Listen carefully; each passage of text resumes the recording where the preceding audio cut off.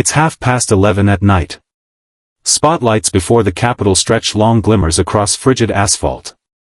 A brand-new luxury sedan with pitch-black bulletproof windows eases slowly into a private parking spot. Its engine cuts out with a deep, rumbling growl, like a beast finishing its patrol across the jungle of political power. The car door swings open, revealing Andrew, the seasoned congressman from the Bill of Desire, clad in a custom suit embroidered with an ancient family crest. Subtle weariness lingers in his eyes as he clutches a draft of confidential energy legislation whose clauses steer tens of billions in asset flows.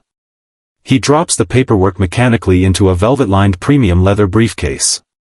Backed by tens of millions of dollars in campaign contributions and lobbying funds, the bill bears an unfathomable hidden transaction price tag set in 2026. That sum far exceeds the total lifetime earnings of ordinary working folks who braved cold winds to cast their votes for him. Amid this orderly, prosperous late-night scene governed by established rules, I'd like to sit beside you and strip away the glittering veneer of political speeches and empty slogans. Let us peer behind the colossal machinery of partisan elections and state governance to uncover the decades of quiet sighs carefully concealed out of sight. Before ascending to the lofty rank of federal congressman admired by outsiders, Andrew once worked as a legislative drafter tapping away at keyboards inside a cramped office. His wife Maria works as a regular history teacher at a local public school, and their combined income barely hits the baseline for urban working-class livelihood. Yet within their social circle, nearly every individual chasing upward political advancement stands backed by obscure financial conglomerates wielding overwhelming monetary clout. The power to command the spotlight and reshape countless lives via legislation implicitly sets the standard for what constitutes a successful elite. Countless late nights staring out at rolling city lights from his office fuel an ever-growing urge inside Andrew. He belongs center stage, to fulfill his aspirations and grand political ideals, and prove he has not fallen behind in this cutthroat contest. On a stormbound Saturday afternoon, he steps into an exclusive private club decked with classical oil paintings and heavy drapes. The air hangs thick with the blended scent of premium cigar tobacco and aged mahogany, pressing invisible unease on Andrew in his affordable off-the-rack suit. A polished financial lobbyist with neatly trimmed whiskers greets him with the warm grin of a worldly elder eager to nurture emerging talent. Instead of asking about Andrew's genuine insights on grassroots livelihoods or his ethical financial frameworks, the lobbyist pours him fine whiskey and poses a hypnotic pivotal question: Andrew, what mental and financial cost can you bear each month to win this election? The line works like a refined painless syringe, dulling Andrew's dread of the heavy financial chains tied to political donations.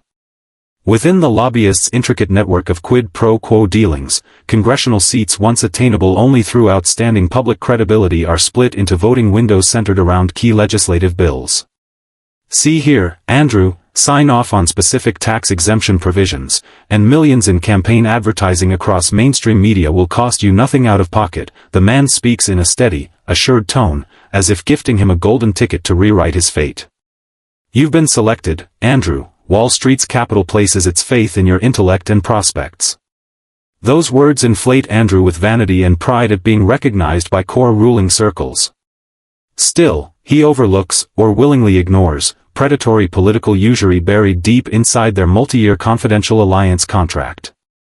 In return for millions in campaign backing, Andrew is bound to sacrifice far greater public interests and fiscal tax projects within congressional committees for years ahead.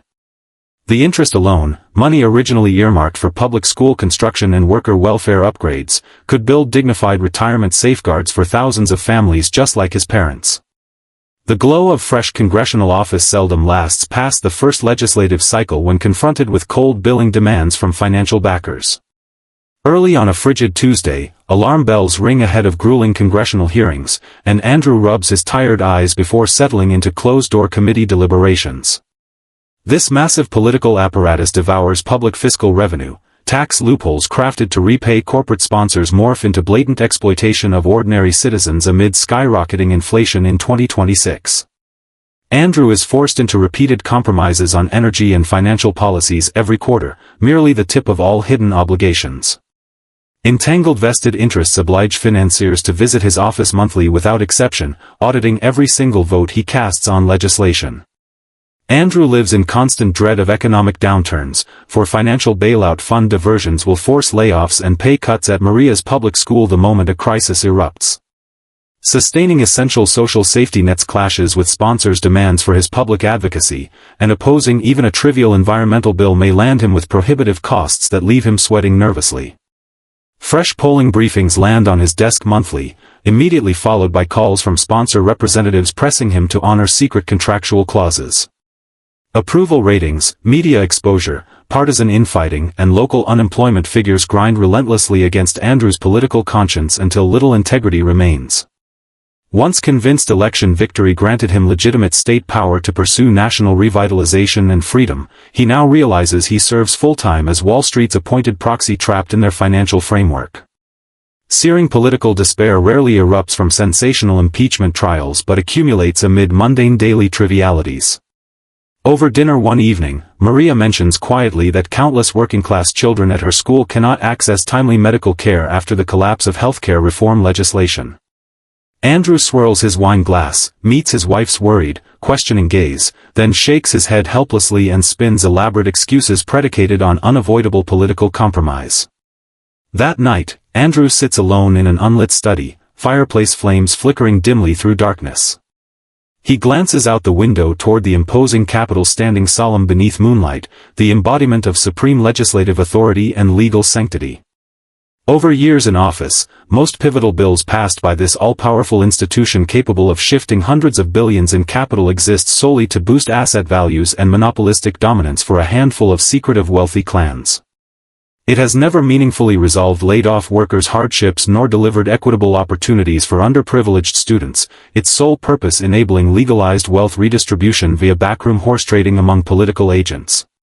To cling to his coveted congressional title and social prestige, Andrew abandons his initial pledges to protect the underprivileged, scraps affordable healthcare proposals he once championed, and hides public welfare exploitation behind obscure financial jargon during public debates. The fragile balance between grassroots populations and ruling capital stretches thin as a taut wire, ready to snap and shatter public trust entirely at the slightest economic gust.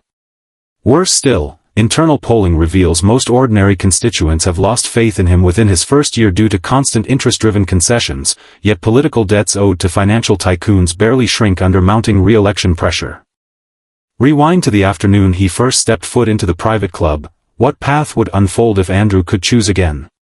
What if he resisted temptation for the plush green leather seat symbolizing core authority and the lobbyists' tempting assurance of Wall Street's endorsement, choosing instead to build his campaign solely on grassroots donations as an uncorrupted independent statesman? This path yields no prime-time media ad campaigns or lavish cocktail galas with multinational corporate executives, yet every ballot cast for him carries sincere trust from everyday citizens. Freed from monthly oppressive financial repayment checklists, he can voice authentic political opinions unaltered to appease corporate sponsors. Had he poured his early passion and political energy consistently into free community legal aid and labor rights protection, long-term societal progress would compound over time. 30 years later, white-haired Andrew would retire as a revered nonpartisan elder rooted in citizens' hearts, etched into national legal history as a cornerstone of equitable governance. Such lasting historical recognition brings dignified peace of mind in old age, lifelong pride for his wife Maria, and unbowed confidence standing against any concentrated power. Instead, this promising legacy destined for history textbooks crumbles bit by bit with every pro-sponsor vote cast inside congressional halls amid calculated political bargaining over the past several years.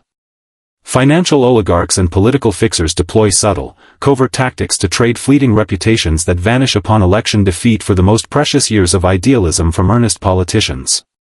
Night deepens, lights atop the Capitol's dome flicker faintly as Andrew grabs his briefcase and walks back toward his bulletproof sedan. He pulls open the car door, and the repetitive seatbelt alert chimes inside the quiet cabin like an ancient clock counting down lost personal freedom. Systems forged from cold finance and calculated political arithmetic never care about one's moral integrity, only timely bill fulfillment and votes aligned with capital interests. Back in 2026, countless political operatives like Andrew deliver impassioned grand speeches yet live the constrained lives of marionettes controlled by outside forces. They barter decades of spiritual freedom to prop up hollow slogans claiming service to nation and people, crushed eventually under the combined weight of corporate and institutional demands. If this tale of political and financial bondage reaches you late at night, pause to listen to your inner conscience before signing glossy ideological pledges and binding power contracts. Never allow cold chains of vested interests to chain your full, promising future under the pretext of collective national interests.